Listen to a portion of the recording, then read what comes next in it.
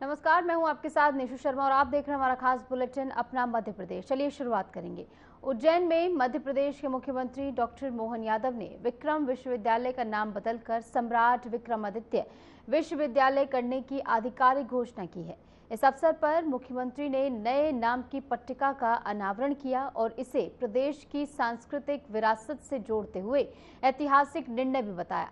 मुख्यमंत्री मोहन यादव ने कहा कि हमारे स्वतंत्रता सेनानियों ने मिलकर विक्रम विश्वविद्यालय की स्थापना कराई थी और इस विश्वविद्यालय से कई महान हस्तियां भी निकली हैं, जिनका देश के विकास में एक बड़ा योगदान भी रहा है।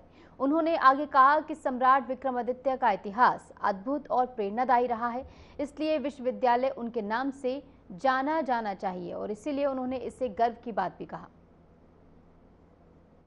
आज सम्राट विक्रम विश्वविद्यालय पद्म भूषण पंडित सूर्यनारायण व्यास जी ने और बाकी उस समय के तत्कालीन काफ़ी हमारे स्वतंत्रता सेनानियों ने सबने मिलकर के विक्रम विश्वविद्यालय की स्थापना कराई थी। विक्रम विश्वविद्यालय से कई स्वनामधन्य हस्तियां निकली, विद्यार्थी निकले, लंबा गौरवशाली अतीत है, 70 साल का लंबा समय। ऐसे में सुझाव ये आया कि विक्रम का नाम सम्राट विक्रमादित्य सही नाम और कर दिया जाए। तो मैं अतीत के वो सारे लोग जिनने इस विश्वविद्यालय की स्थापना करने में अपना योगदान दिया उनको नमन करता हूँ, इसको स्मरण करता हूँ। और ये संशोधन के साथ है जो नाम पट्टिका सरकार के नई नाम के साथ आई है, मैं सबको बधाई देना चाहूँगा, पूर्व विद्यार्थियों को, वर्तमान विद्यार्थियों को।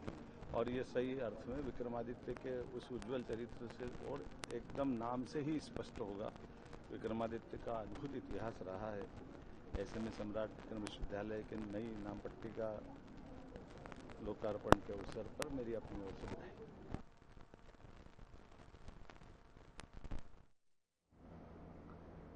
बढ़ेंगे आगे। उज्जैन में मध्य प्रदेश के मुख्यमंत्री डॉक्टर मोहन यादव ने दिव्यांगजनों को स्कूटी और व्हीलचेयर वितरण कार्यक्रम में शिरकत की। इस अवसर पर उन्होंने कहा कि राज्य सरकार युवा, गरीब, महिला और दिव्यांग सभी वर्गों के उत्थान के लिए निरंतर काम कर रही है और प्रयासरत है। मुख्यमंत्री डॉक्टर मोहन यादव ने कहा कि मैं यहां दिव्यांगजनों को स्कूटी एवं व्हीलचेयर देने के कार्यक्रम में शामिल हुआ हूं। हमारी सरकार समाज के हर कमजोर वर्ग की बेहतरी के लिए प्रतिबद्ध है और लगातार इसको करने के लिए प्रयास भी किए जा रहे हैं। उन्होंने आगे कहा कि आज सभी महिलाएं अपने पति की लंबी उम्र के लिए व्रत रखती हैं। इस मौके पर उन्होंने सभी बहनों को शुभकामनाएं और बधाई भी दी। कार्यक्रम के दौरान मुख्यमंत्री ने दिव्यांग लाभार्थियों से संवाद भी किया और उन्हें स्वावलंबन की दिशा में आगे बढ़ने के लिए प्रेरित भी किया। स्वर्गीय भूरालाल फिरोजा स्मृति संस्था द्वारा माननीय सांसद जी के साथ हमने यहाँ दिव्यांग जनों को श्रवण यंत्र, व्हील चेयर और स्कूटी देने का कार्यक्रम में मैं शामिल हुआ। मेरी अपनी ओर से बधाई। इसी के साथ साथ यंग थिंकर्स फोरम के द्वारा एक 3 दिन का बहुत अच्छा कार्यक्रम भी प्रारंभ हुआ है। मध्य प्रदेश सरकार युवा, गरीब, महिला, दिव्यांग सभी जनों की बेहतरी के लिए काम कर रही है। मैं अपनी ओर से बधाई भी देना चाहता हूँ। लेकिन आज खास दिन है, आज करवा चौथ भी। सारी बहनें, सुहागन बहनें अपने पतिदेव की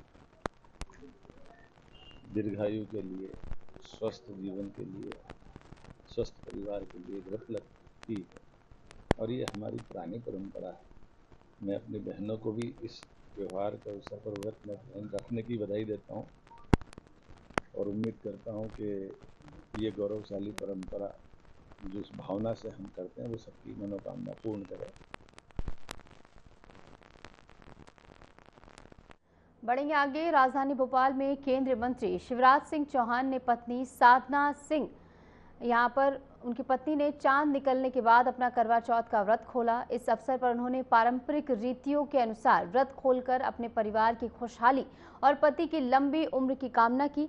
साधना सिंह के व्रत में परिवारजन और करीबी लोग भी मौजूद रहे। करवा चौथ का त्योहार देश भर में व्रतियों के लिए पारंपरिक और भावनात्मक रूप से महत्वपूर्ण माना जाता है। इस दौरान केंद्रीय मंत्री शिवराज सिंह चौहान भी अपनी पत्नी के साथ पूजा अर्चना में शामिल हुए और इस पर्व की धार्मिक परंपरा और महत्व को यहां पर साझा किया गया। तो चांद निकलने पर व्रत जो है पूर्ण हुआ। शिवराज सिंह की पत्नी ने यहाँ पर व्रत खोला। शिवराज सिंह ने करवा चौथ कथा भी यहाँ पर सुनाई।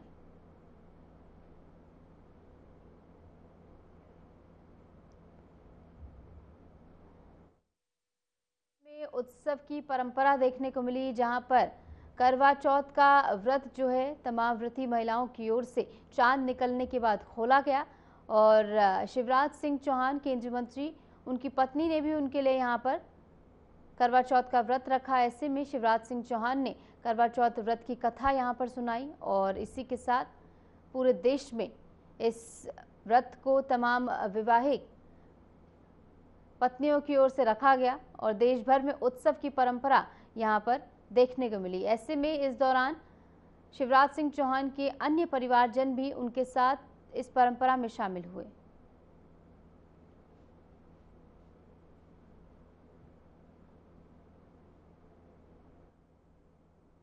और इस बीच एक बड़ी खबर आपको बता दें, भोपाल से पटाखा दुकानों को लेकर प्रशासन सख्त होता हुआ नजर आ रहा है। विस्फोटक अधिनियमों का पालन कराने के निर्देश यहां पर दिए गए हैं। थोक और फुटकर आतिशबाजी दुकानों के लिए निर्देश हैं और ऐसे में लाइसेंसधारी दुकानों पर सुरक्षा बढ़ा दी गई है। 932 फुटकर आतिशबाजी दुकानों को यहां पर मंजूरी मिली है। 1500 किलो तक आतिशबाजी लाइसेंस वाली दुकानें तय की गई हैं।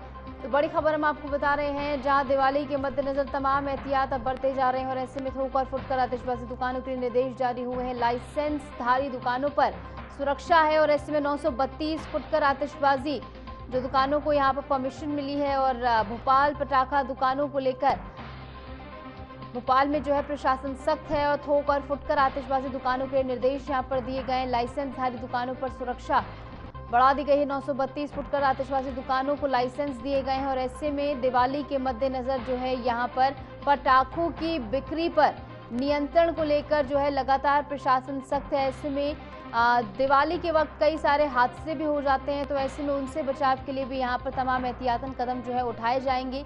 और इसी के साथ साथ कोई भी ऐसी अवैध पटाखा फैक्ट्री के बारे में अगर प्रशासन को पता लगता है, सूचना उनको प्रदान की जाती है, तो उस पर भी यहाँ पर कड़ा एक्शन लिया जाएगा। और इस बीच छिंदवाड़ा से एक बड़ी खबर हम आपको बता दें, कफ सिरप मामले में बड़ा अपडेट सामने आया है। एसआईटी को रंगनाथन गोविंदम की रिमांड मिल गई है, तो कोर्ट ने 10 दिन की रिमांड पर सौंपा है और ऐसे में बड़ी खबर है, जहां पर कफ सिरप से जो मौत का आंकड़ा बढ़ा उसके बाद पूरे देश में इसको लेकर जो है वो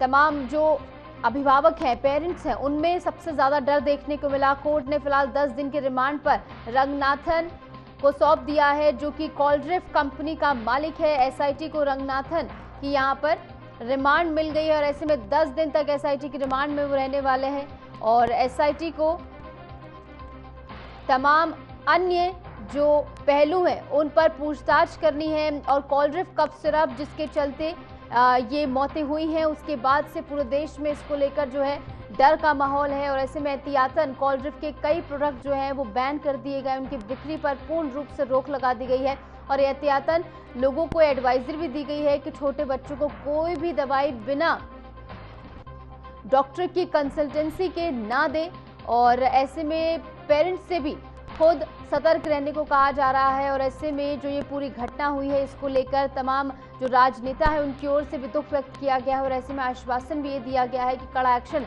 इसके मद्देनजर लिया जाएगा और एक के बाद एक गिरफ्तारियां भी इसको लेकर हो रही हैं। लेकिन जो मेन रंगनाथन गोविंदम जो कि कॉलड्रिफ्ट कंपनी का मालिक है, इसकी गिरफ्तारी के बाद पूछताछ का सिलसिला और ज्यादा तेज हुआ है। बढ़ेंगे आगे, मध्य प्रदेश के देवास जिले में टोंक जनपद पंचायत के सीईओ राजेश सोनी को उज्जैन लोकायुक्त पुलिस ने 20,000 रुपए की रिश्वत लेते रंगे हाथ गिरफ्तार किया है। सीईओ ने रोजगार सहायक कृष्णपाल सिंह से तबादले के लिए रिश्वत मांगी थी। शिकायत की पुष्टि के बाद लोकायुक्त टीम ने जनपद कार्यालय में ये कार्रवाई की। मामले में आगे की जांच फिलहाल की जा रही है।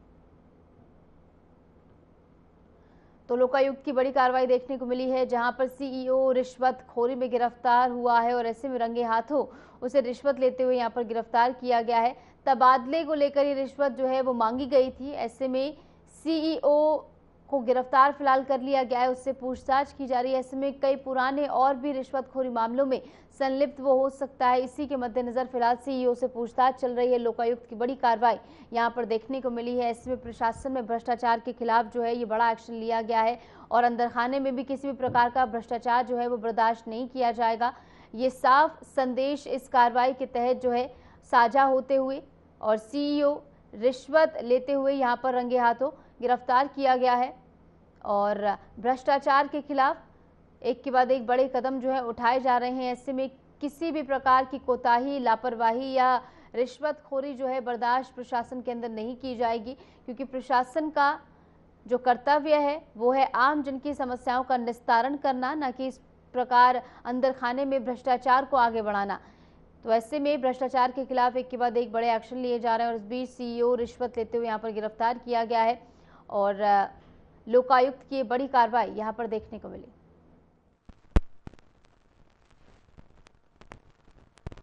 ये कृष्णपाल सिंह सोलंकी हैं, रोजगार सहायक, टोंकपुर जनपद पंचायत में अटैच हैं। ये अभी दिनांक 29/9/2025 को लोकायुक्त उज्जैन ऑफिस आए थे शिकायत करने पुलिस अधीक्षक महोदय के समक्ष। तो इन्होंने बताया था कि मेरा ट्रांसफ़र दूसरी जनपद पंचायत में कराना था, ग्राम पंचायत में।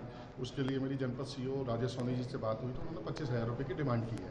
तो उसकी शिकायत की गई एसपी साहब के द्वारा। तो इसका सत्यापन मेरे द्वारा किया गया, सत्यापन कराया गया तो सत्यापन सही पाया गया, जो कि 25,000 की जगह 20,000 रुपये की रिश्वत लेने के लिए तैयार हो गए थे, सहमत हो गए थे ट्रांसफ़र के लिए नावदा ग्राम पंचायत में करने के लिए।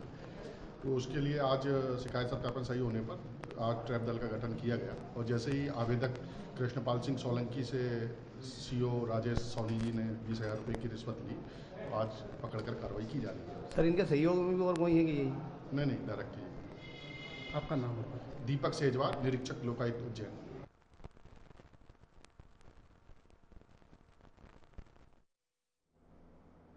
बढ़ेंगे आगे। शाजापुर में आज़ाद समाज पार्टी भीम आर्मी ने 1 दिवसीय कार्यकर्ता सम्मेलन का आयोजन किया। इस सम्मेलन में जिले भर से बड़ी संख्या में कार्यकर्ता शामिल हुए। बैठक के दौरान संगठन को और मजबूत बनाने के लिए जिले के पदाधिकारियों और कार्यकर्ताओं ने रणनीति तय की। सम्मेलन के बाद कार्यकर्ताओं ने बाबा साहेब भीमराव अम्बेडकर पर कथित आपत्तिजनक टिप्पणी करने वाले अनिल मिश्रा के खिलाफ सड़क पर उतरकर जोरदार नारेबाजी भी की। गुस्साए कार्यकर्ताओं ने अनिल मिश्रा का पुतला दहन कर उनके खिलाफ कड़ी कार्रवाई की मांग की है। पार्टी पदाधिकारियों का कहना है कि बाबा साहेब अम्बेडकर के प्रति असम्मान किसी भी सूरत में बर्दाश्त नहीं किया जाएगा। यदि सरकार ने समय रहते कार्रवाई नहीं की तो आंदोलन और ज्यादा तेज किया जाएगा। ये चेतावनी यहां पर जारी की गई है। तो भीम आर्मी ने यहां पर पुतला फूका है और बाबा साहेब के खिलाफ जो असम्मानित टिप्पणी की गई है, आपत्तिजनक टिप्पणी की गई है, उसके खिलाफ यहाँ पर जो है गुस्सा देखने को मिल रहा है। ऐसे में कड़ी कार्रवाई करने की मांग जो है वो की जा रही है और चेतावनी भी इसी के साथ दी गई है कि अगर कड़ी कार्रवाई नहीं की जाती है तो आंदोलन और ज्यादा तेज और उग्र होता हुआ नजर आएगा।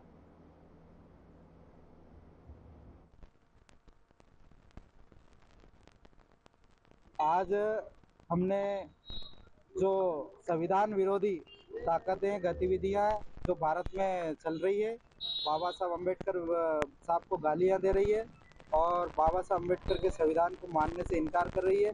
ऐसे एडवोकेट जो मिश्रा है वो मानता नहीं हूँ कि एडवोकेट होगा, क्योंकि ऐसे बेवकूफ लोगों को किसी ने बना दिया होगा। बाकी जिस प्रकार की उसकी 2 कौड़ी की अकल है वो उस लायक व्यक्ति नहीं है। तो उसके विरोध में हमने आज उसका पुतला दहन करा और हम सरकार से मांग करते हैं कि जितनी जल्दी हो सके जो संविधान विरोधी ताकतें हैं इनको अपने हाथों में लेकर इनको कैप्चर करने का काम करें, इन पर अंकुश लगाने का काम करें। अगर उन्होंने समय रहते अंकुश लगाने का काम नहीं करा तो भीम आर्मी आजाद समाज पार्टी सड़कों पर आएगी और कानून व्यवस्था बिगड़ेगी, तो इसकी जवाबदार प्रशासन रहेगी। आज मान्यवर काशीराम साहब की 19वीं पुण्यतिथि का आयोजन किया गया शाजापुर जिले में एवं जिला कार्यकारिणी का गठन किया गया एवं तत्पश्चात अनिल मिश्रा संविधान विरोधी का भगत सिंह चौराहे पर पुतला दहन किया गया और जो भी संविधान के विरोध में बात करेगा पुतला दहन क्या उसको भगत सिंह चौराहे पर लाकर ही दहन किया जाएगा। बढ़ेंगे आगे। शाजापुर जिले के बेरछा थाना क्षेत्र के भिलसामी गांव में चाय बनाते समय गैस सिलेंडर में धमाका हो गया। धमाके से घर का एक हिस्सा क्षतिग्रस्त हो गया है। घर में रखा सामान जलकर राख हो गया। गनीमत ये रही कि कोई जनहानि इस हादसे में नहीं हुई है। पुलिस ने मौके पर पहुंचकर स्थिति पर काबू पाया और जांच शुरू कर दी गई है।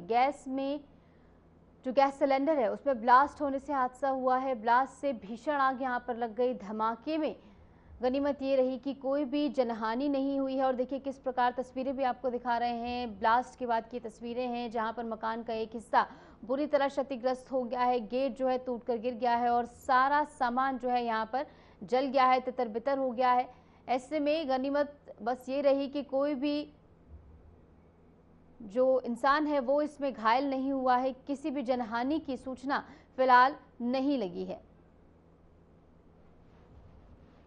और पुलिस प्रशासन सूचना के बाद मौके पर पहुंचा और फिलहाल जांच पड़ताल की जा रही है। और गैस में धमाके की वजह भी फिलहाल पुलिस की ओर से तलाशी जा रही है। और ऐसे में पुलिस टीम मौके पर मौजूद है। और जैसे कि हमने आपको बताया, गनीमत बस ये रही कि कोई भी शख्स जो है इसमें घायल नहीं हुआ है। किसी भी प्रकार की जनहानि की कोई सूचना अब तक सामने नहीं आई है। और पुलिस लगातार जांच में जुटी हुई है। तमाम पहलुओं पर यहां पर जांच की जा रही है और पता लगाया जा रहा है कि गैस सिलेंडर में आखिर ब्लास्ट क्यों हुआ।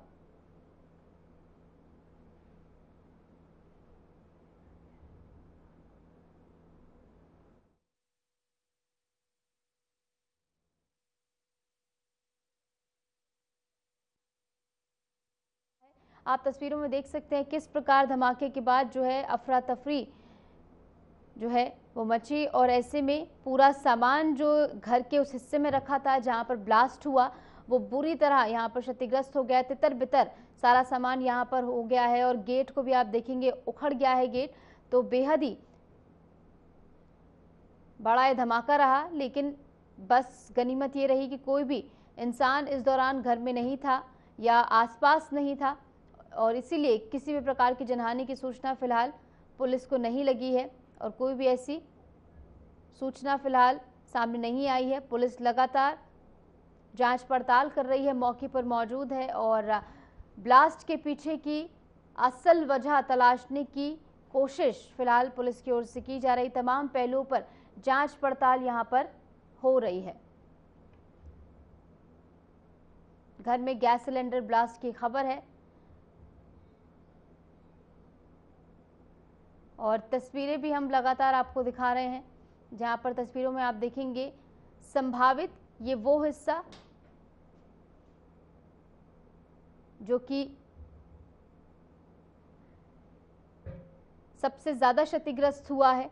और ऐसे में इसी हिस्से में जब ब्लास्ट हुआ तब कोई भी शख्स जो है मौजूद नहीं था। अरे हमारी मम्मी चाय बनाने गई थी सुबह, तो चाय बनाने गई तो आग उन्होंने गैस टंकी पे आग लगाई। आग लगता ही बराबर ऊपर वो जो वाल रहे उसको ऊपर आग लगी। तो मम्मी को बाहर निकाली। मम्मी को बाहर निकालने के बाद में हमने वो डोर डांडा मनक सब जानवर को सबको बाहर निकाल दिया। बाहर हमारे गाँव वाला आया तो उनको इसको बुझाओ, तो मुझे बुझाओ कैसे, बम जैसे फूटे थोड़ी देर बाद में फूट गई। नुकसान हुआ है? नुकसान हुआ, मकान की दीवार तोड़ दी। और अंदर कितना नुकसान हुआ तो देखिए नहीं, अभी कितना अंदर जाइन देखा। क्या नाम? गोकुल सिंह नाम। कहाँ के रहने वाले? बढ़ेंगे आगे। मध्य प्रदेश के ग्वालियर में महिलाएं करवा चौथ के पर्व पर पारंपरिक रस्में निभाते हुए नजर आए। सुबह से ही महिलाएं अपने घरों में व्रत रखकर पति की लंबी उम्र और परिवार की खुशहाली की कामना कर रही हैं। महिलाओं ने पारंपरिक परिधान पहनकर सज धज कर पूजा की तैयारियां की और चांद निकलने का बेसब्री से इंतजार यहां पर किया गया। ये पर्व पूरे शहर में धार्मिक और सांस्कृतिक महत्व के साथ मनाया गया। ग्वालियर से फिलहाल ये तस्वीरें हैं जहां पर ग्वालियर में करवा चौथ का उत्सव किस प्रकार महिलाओं ने मनाया वो आप तस्वीरों में देख सकते हैं। तमाम सुहागिनों ने करवा चौथ का व्रत रखा और पूजा यहां पर की गई। पति की लंबी उम्र के लिए उपवास करवा चौथ के दिन रखा जाता है और ऐसे में सभी पत्नियों ने पति की लंबी उम्र की कामना यहाँ पर की। महिलाएं पारंपरिक रस्में निभाती हुई नजर आई। पर्व का धार्मिक और सांस्कृतिक महत्व जो है वो बेहद अधिक है, जहां पर शादीशुदा महिलाएं जो हैं पति की लंबी उम्र के लिए करवा चौथ वाले दिन उपवास रखती हैं, जहां पर रात को चांद निकलने के बाद ही व्रत जो है वो खोला जाता है और ऐसे में पति की लंबी उम्र की कामना के लिए ये उपवास रखा जाता है। ग्वालियर से ये तस्वीरें हैं जहां पर करवा चौथ का उत्सव जो है वो मनाया गया और पारंपरिक रस्में निभाती हुई सभी महिलाएं यहां पर नजर आईं। पर्व का धार्मिक और सांस्कृतिक महत्व अधिक होता है और तमाम सुहागिनों ने यहां पर व्रत रखा और ग्वालियर में महिलाओं ने किस प्रकार करवा चौथ मनाया, पारंपरिक रस्में वो निभाती हुई नजर आईं। जैसे कि आप तस्वीरों में देख सकते हैं, सुबह से ही महिलाएं अपने घरों में व्रत रखकर पति की लंबी उम्र और परिवार की खुशहाली की कामना कर रही थी और महिलाओं ने पारंपरिक परिधान पहनकर सज धज कर पूजा की तैयारियां की और चांद निकलने का बेसब्री से इंतजार किया। इस पूरे पर्व में महिलाएं जो हैं बिना किसी खाने और बिना किसी पानी के जो है व्रत रखती हैं और ऐसे में रात को चांद निकलने के बाद इस व्रत को खोला जाता है। ये पर्व पूरे शहर में धार्मिक और सांस्कृतिक महत्व के साथ मनाया गया। और फिलहाल के लिए हमारे इस खास बुलेटिन में इतना ही। नमस्कार।